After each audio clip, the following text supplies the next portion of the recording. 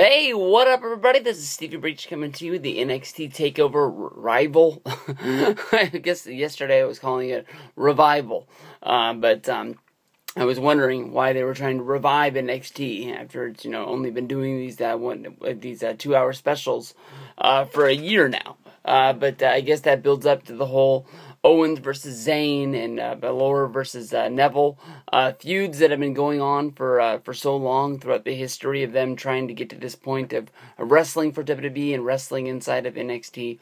But this was a great show. I watched this morning. I dropped off my daughter at school, came home, and I watched this before I am leaving to go to work today. But I think every single one of these matches were really, really good. About the only match that I didn't get into was the only match that I thought that I wasn't going to get into, which was Baron Corbin going up against Bull Dempsey in the no DQ match. Luckily, it was only just about 4 minutes. It didn't really take that long. I was really impressed by Hideo Itami going up against Tyler Breeze. This sort of is one of those matches where these guys both were eliminated from the tournament, and they were able to save themselves in order to get them into a match with sort of a beatdown in the back. Sort of saying that, Breeze thought that Tommy screwed up the whole tournament because Breeze felt that he could have beat Finn Balor, and then he would have been in the finals of the number one contendership. So basically that's what they got to there. I really liked this because basically you can see that they're building up each other as two guys that really are meaning something to the NXT brand, and they're not just guys that are just going to fade out into the back. Tyler Breeze was a guy that was a part of the Fatal 4-Way pay-per-vieiew, and then I believe he even got a one-on-one shot on one of the NXT shows. That was a really big deal. But I really liked this match. It was really fun. Someday, Tommy's going to hit that GTS, and that place is going to go bananas. But really good match from them. But Tommy got the win over Breeze. Corbin beat Dempsey. In the next match for the NXT Tag Team Championships, this is only the second time that I saw Buddy Murphy and Wesley Blake. And I was trying to picture what I thought of these guys. And I like their look. They remind me a lot of Cade and Murdoch. They were able to pick up another victory over the Lucha Dragons. This match really wasn't anything really spectacular. Just a tag team match in the middle of the thing, but it didn't really bring down the show at all. But Murphy and Blake, the new champions, kept the championships, and they got another win there. From there, we go to the singles match to determine the number one contendership for the NXT Championship.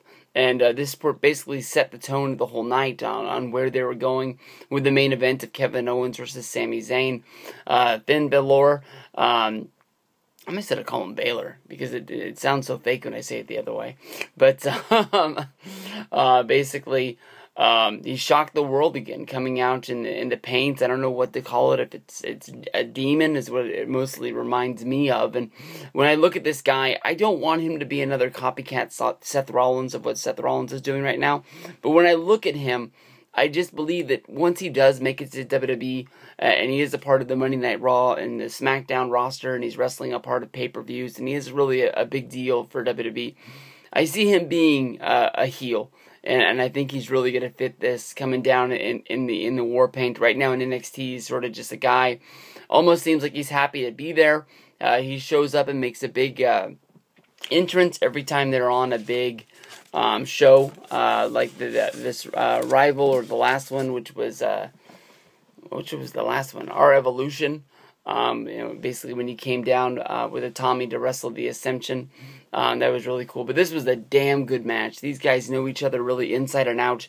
You're able to see that Adrian Neville, once he gets called up to WWE, I know that there was a rumor a month, maybe 2 months ago, about he was getting called up to the main roster and he was going to have like a Mighty Mouse sort of feel to his character, where he was going to be another guy sort of like Crash Holly, where even though he was a small guy, he wasn't going to look himself like he was a small guy, and he's going to be worth $1 million. Look at the way that Neville wrestled against Finn tonight. This was a damn good match. This basically went a couple different ways. You could sort of see. I remember when I saw Adrian Neville start the feud with Sami Zayn, and then when I saw Adrian Neville basically have the one-on-one match where he dropped the championship, and then they sort of teased the heel turn, and they had it where basically Neville and Zayn shook hands after the match and gave each other a big hug, basically both saying that they were proud of each other and they had a good match. I think this could be the start of something. Adrian Neville doesn't look like he's going to be getting called up to Monday Night Raw anytime soon, but I really do think that basically Neville might go on to a little bit of a heel tangent from here on out. He's not going to be in the number one contendership. I really thought that maybe they would do Neville versus Owens versus Zayn as a three-way, and that would be in the cards, basically seeing how Owens took out Zayn after Zayn won the championship, and then basically Owens took out Neville as well. Now Finn Balor is going to be the number one contender, and then also you got Kevin Owens, who is the champion. I'm skipping way ahead of myself. So I don't really know where Neville fits into the plan. I don't know if Neville and Zayn are going to go back to having matches. That sort of seems like going back to the well already so soon. But NXT really has a good way of putting shows together to where the 1 hour television really makes sense, and then the 2 hour specials like these really, really do pull through. So awesome match. From Balor and Neville, really, really good stuff. And from there we go to the Fatal 4-Way for the NXT Women's Championship. Sasha Banks coming in and getting the big win over Charlotte, her former friend. I can't remember what the name of their team was, but it was Charlotte, Sasha, Summer Rae, and I think there was a fourth one. I can't really remember. But once that team sort of split up, Sasha made her own little group, and her and Becky looked like they were going to come into this match and they were going to take over, basically being a two-people force, basically being able to watch each other's back. But that basically broke up minutes into this match. Basically, we saw a huge move from Becky Lynch, throwing Charlotte into the side of the rail, which took out the LED board, which goes around the outside of the ring, which was saying NXT TAKEOVER. That was a cool spot. But basically, there was a spot when they beat down on Charlotte, and they both went for the pin at the same time. And Banks and Becky Lynch had to get into it for a little bit to try to see who was going to be the number one in this group in order to win the championship. Becky wasn't going to back down from Sasha, and Sasha thought she was the queen bee of the group. But we saw basically where Sasha was moseying her way over to make the pin, and Becky Lynch came from behind and gave her a huge back suplex. And I really thought that was going to take Sasha out of the match. Really surprised that they took the title off of Charlotte. But this is the way that they build stars and give them stories, is see how they come from behind and see how they're going to be able to get this. It took Sasha 3 times in order to capture the NXT Women's Championship, but she deserves it. She's on top now, and we'll see where she goes from there. And the main event was Kevin Owens going up against Sami Zayn. Kevin Owens, the real big man, going up against the little man of Sami Zayn was the story. Sami put up a fight in this match, but honestly, for the most part, Kevin Owens just dominated this match, taking over from the beginning all the way into the end. Basically, everything that Owens gave Zayn, Zayn was able to find a way to kick out and not do it. But Owens conquered his goal, basically saying that if he won the NXT Championship, it meant more money and it meant a better life for him and his family. And that's where he's sitting today, and he's sitting on top. Sami is going to be able to say that he didn't quit, he didn't get pinned. It was a referee stoppage where basically Owens powerbombed Zayn twice. Went for the cover and the pin. This was after 20 minutes of a beating from Owens on Zayn. And Zayn was able to kick out. Owens went and gave Zayn 2 more power bombs in the middle of the ring, and then was picking up for a third before the referee, moved in and stopped the match, rang the bell. I think that they should have done the decision a whole lot faster. I think a lot of people knew what was going on, but didn't want to believe it. It took a long time, it felt like, to get the belt into Owens' hands and Owens to start celebrating. But the referee and the medical staff, which was checking on Sami Zayn throughout the match, I guess they wanted to make sure they could get to him and get him out of harm's way, seeing how Owens took him out last time out of the middle of nowhere. Once the show was over, Owens was able to celebrate with the win. Very surprised he's sitting on top of NXT and WWE so fast.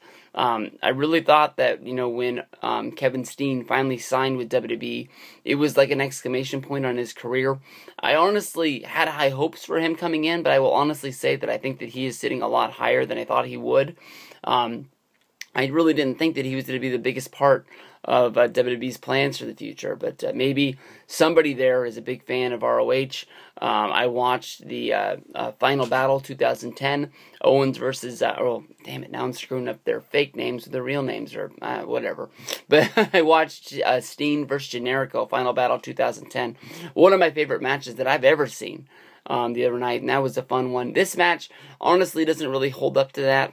It's a different kind of story that they're telling, but it's a good one, and this definitely isn't going to be the last Owens versus Zayn match, I would think. There's a whole lot more to the story that's going to be coming along. I like the way that NXT goes back and asks these guys to bring in pictures and videos of these guys hanging out. You can also see it that they're building this thing with Finn Balor, Adrian Neville, how these guys all traveled the world together, all being a part of the indie circuit, and they are a big deal. So we'll have to see where they go from there. But another great special from NXT. 2 thumbs up. Hopefully anybody out there watched this. I apologize for getting the review up late, but due to going to Disney on Ice last night and then coming home and having some obligations with friends to watch the NXT, or not NXT, this is NXT, the New Japan show, which was awesome as well. Tanahashi going up against AJ Styles, the Young Bucks, who did they fight? They fought the Time Splitters, and they fought against Fish and that dude, O'Reilly, Fish and O'Reilly. But that was really fun. Now I'm looking forward to maybe sitting down tonight and watching that whole New Japan show, start to finish, and seeing what we can get from there. Free February over there on the New Japan World as well. So go over there. You can check out the show that was last night. They're going to have another show Saturday night going into Sunday morning, and that'll be a good one as well. Peace out, everybody. See you guys around.